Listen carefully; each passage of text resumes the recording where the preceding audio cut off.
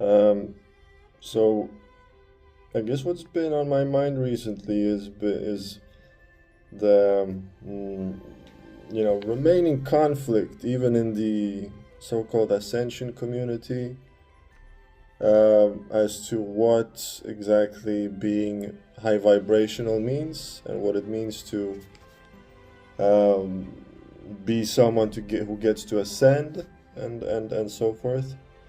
And I mean, first off, the conflict itself is like potato potato.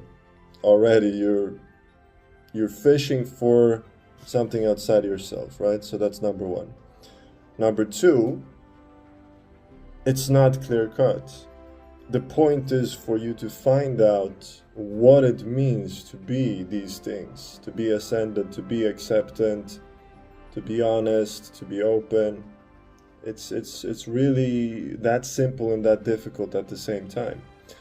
One of my favorite resources on the Ascension chapter of our life is Kabamur Taigeta, and he says it's very simply. He says, "Do your best," and it's about morality.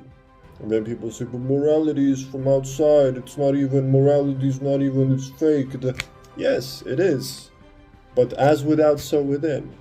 What comes out is also what comes in. You know, you work always from the inside and from the outside at the same time. It's never one or the other because it is actually all just one. So morality is a good compass until further notice, right? Until the shoe drops or the click hits, it's a good compass. It's not to be dissed, you know. And let's rewind. I always say take it back to the simplicity.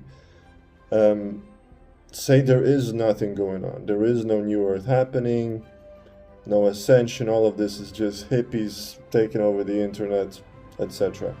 Let's say that's not happening, right? But you feel, nevertheless, that the times are changing, right? And I think everybody feels that. Like, really, everybody is feeling that. Even people who are 87 years old and don't go on the internet. It just takes like a little while on the television and you're like, well, okay, shit is going haywire. Times are changing, so what do? Two things. You either resist it internally, right? Or you open to it. It's that simple, right? And if you open to it, you stop feeling hurry, you stop feeling insecurity, you stop feeling self-doubt. Eventually you stop fearing death, right? A lot of old people don't fear death because they've just sort of, stopped fearing it out of pure convenience. They're like, I can't be bothered fearing death. And that's beautiful, it's one way to do it. But you can stop fearing death before that. And fearing death is so much more than what people think. Fearing death is, speaking too much. Fearing death is having to assert yourself. Fearing death is even staring down a cat can be a fear of death, right? Because instead of just seeing what the cat does, so you see a cat outdoors, right? You want to stare the cat down. You're like, what's happening?